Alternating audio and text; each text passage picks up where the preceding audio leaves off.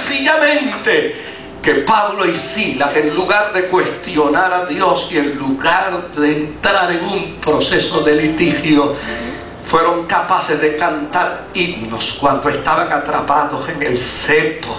Estaban dispuestos no solamente a cantar himnos, sino a esperar de Dios un milagro.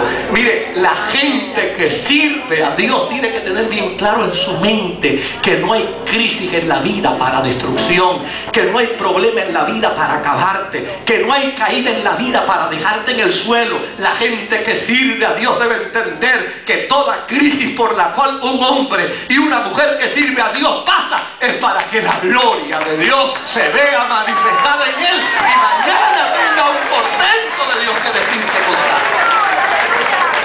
Así que estás en el cepo, canta. Y si no sabes, Cristo rompe las cadenas, yo te enseño uno, pero canta. Cántale al Dios del cielo. Hay otro dato interesante de estos individuos. El mismo que los torturó. Cuando cantaban, hubo un estruendo, hubo un temblor de tierra, hubo una experiencia sobrenatural. Y las puertas de la cárcel se abrieron y las cadenas del cepo se rompieron. Y de momento Pablo y Silas descubrieron que estaban libres. Y el carcelero, el mismo que los golpeó, el mismo que los atropelló, el mismo, óigame, este es un elemento que para mí es importante. ¿Sabe por qué? Porque este hombre, cuando vio a Pablo y a Silas libre, agarró su espada para matarse. Otro hubiera dicho, esto es lo que Dios quiere, que se liquide.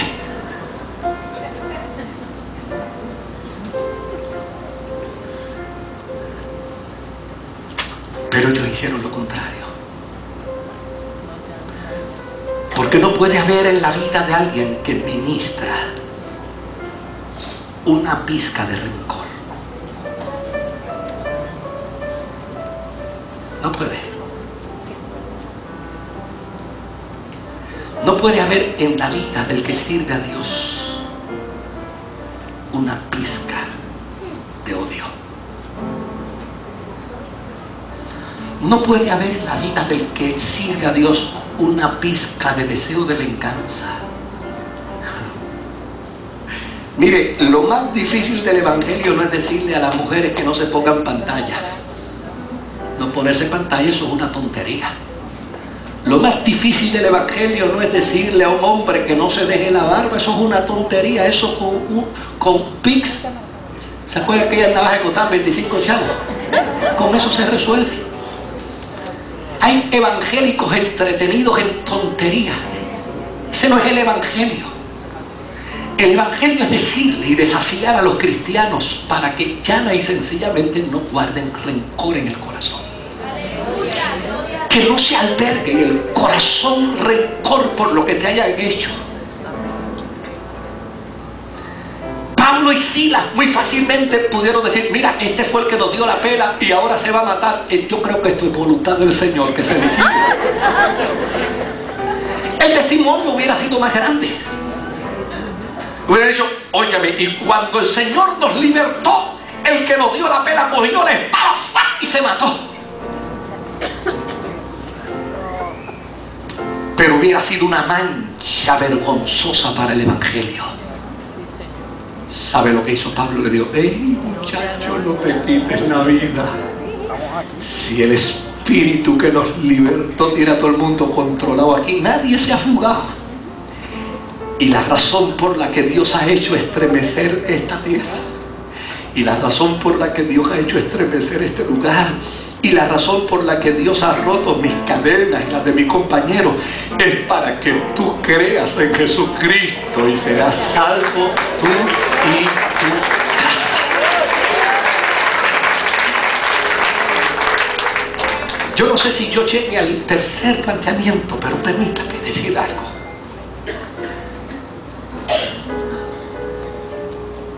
A veces en el campo del estudio bíblico uno anda en la cuerda del análisis crítico, uno anda en la cuerda del análisis contextual, uno anda en la cuerda de interrogar a los textos y de cuestionar a los textos. Y eso no está mal. Mal estaría quedarse en ese lado. Si usted me pregunta a mí, dentro del contexto teológico, si ese texto, esa expresión que Pablo le dice al carcelero,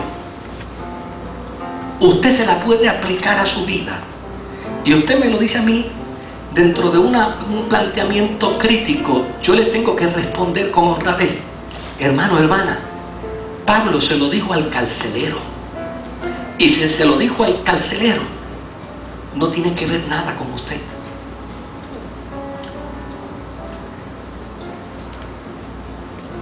Pero hay un elemento fundamental en la fe y en la escritura. Es que la escritura no es solamente letra del pasado. Si la Biblia fuera solo letra del pasado, esto sería un libro más, un cuento más, una historia más. La Biblia es palabra de Dios para el presente.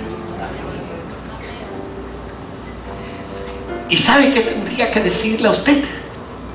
Que sí, que es cierto, que esto Pablo se lo dijo al carcelero. Pero cuando tú lees la escritura, en la dimensión del espíritu se da un evento extraordinario. Y es que cuando Dios quiere hablarte por su palabra, que es el mejor vehículo para Dios hablar,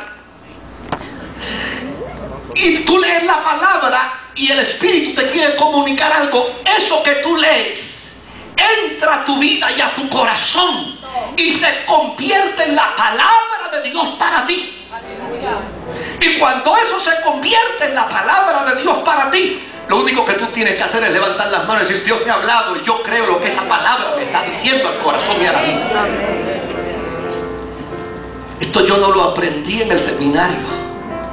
Esto yo lo aprendí a la edad de 17 años, cuando doña Julia Canales se convirtió a Cristo en nuestra iglesia. Doña Julia Canales se convirtió a Cristo en un culto de hogar. Y ella llegó a la iglesia y el gozo era inmenso. Pero doña Julia Canales era madre de 12 o 13 hijos. Y ella iba al altar y empezaba a orar y decía: Señor, salva a mi esposo. Señor, salva a mis hijos. Y empezaba a nombrar a sus hijos por sus nombres. Y después que terminaba de mencionar los nombres de sus hijos, decía: y ahora salva a mis yernos y a mis yernas. Y empezaba a mencionarlos por sus nombres. Y ahora salva a mis nietos. Y empezaba a mencionar. Y yo decía: qué secreta doña, que Dios... Porque tú dices en tu palabra: cree en el Señor Jesucristo y serás salvo tú y tu casa. Y yo he creído lo que tu palabra dice. Yo decía: esta señora hay que enseñarle Biblia, hay que enseñarle. Eso no es así. Eso no es cuestión de leer el texto. Ella lo creyó como palabra de Dios para su vida, así como el carcelero de Filipo lo creyó como palabra de Dios para su vida. El carcelero de Filipo pudo haber dicho: yo no te creo, pero le creyó. Y lo que opera en la vida de fe es el creer.